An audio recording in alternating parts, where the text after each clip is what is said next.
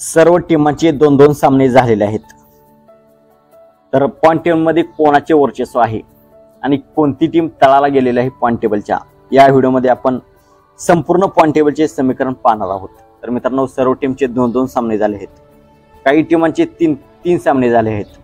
तर अशातच कोणत्या टीमचे पॉइंट टेबलवर वर्चस्व आहे, त्या टीम टॉप 4 मध्ये जाऊ शकतात आणि कोणाचे पॉइंट टेबलमध्ये वर्चस्व आहे आणि कोणत्या टीमांनी निराशाजनक कामगिरी केलेली आहे या IPL मध्ये, हे आपण या व्हिडिओमध्ये पाहणार आहोत।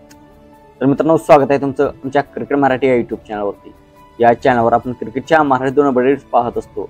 तर आपण चॅनलवरती नवीन असाल तर आमचा युट्यूब चॅनल सबस्क्राइब करा। तर मित्रांनो, आपण पाहूया संपूर्ण पॉइंट टेबलचे समीकरण। पहिल्या स्थानावरती आहे Royal Challengers Bangalore. Royal Challengers बेंगलोरने 2 सामन्यांपैकी 2 विजय मिळवलेले आहेत आणि त्यांचे पॉइंट 4 आहेत। तर त्यांचे नेट रन रेट 2.270 पॉइंट आहे। तर दुसऱ्या क्रमांकावरती आहे दिल्ली कॅपिटल्स। दिल्ली कॅपिटल्सने ही दोन्ही सामन्यांपैकी 2 विजय मिळवले आहेत आणि त्यांचेही पॉइंट आहेत 4 आणि त्यांचे नेट रन रेट आहेत 1.320।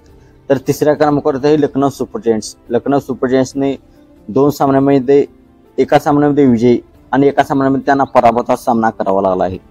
तर चौथ्या क्रमांकावरती आहे गुजरात टायटन्स।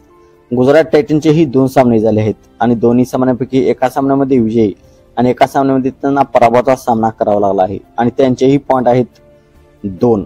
तर 5व्या क्रमांकावरती आहे पंजाब किंग्स। पंजाब किंग्सचा आतापर्यंत एकच सामना झालेला आहे आणि एका सामन्यामध्ये त्यांनी 1 विजय मिळवलेला आहे। तर ते 5व्या क्रमांकावरती आहे, त्यांचे 2 पॉइंट आहेत। नंतर 6व्या क्रमांकावरती मुंबई इंडियन्स पोहोचलेले आहे। मुंबई इंडियन्सने 3 सामन्यामध्ये एका सामन्यामध्ये विजय आणि 2 सामन्यामध्ये त्यांना पराभवाचा सामना करावा लागला आहे आणि ते 6व्या क्रमांकावरती आहेत।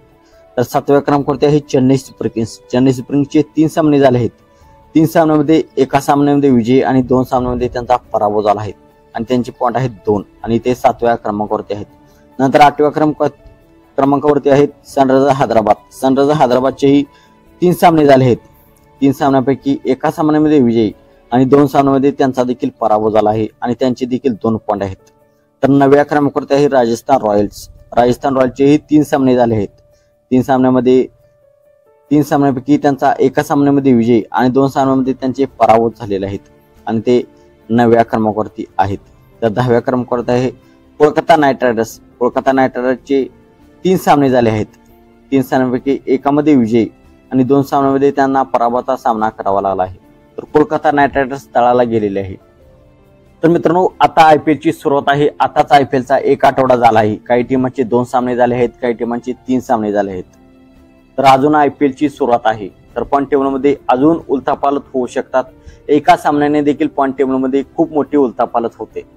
तर आपणास काय वाटते, कोणत्या 4 टीमा IPL 2025च्या प्लेऑफ मध्ये म्हणजे टॉप 4 मध्ये जातील आणि कोणत्या 2 टीमा टॉप 2 मध्ये राहतील? आपणास काय वाटते आपण कमेंट सेक्शन मध्ये सांगा। आणि मित्रांनो, आपण चॅनलवरती नवीन असाल तर आमचा युट्यूब चॅनल सबस्क्राइब करा।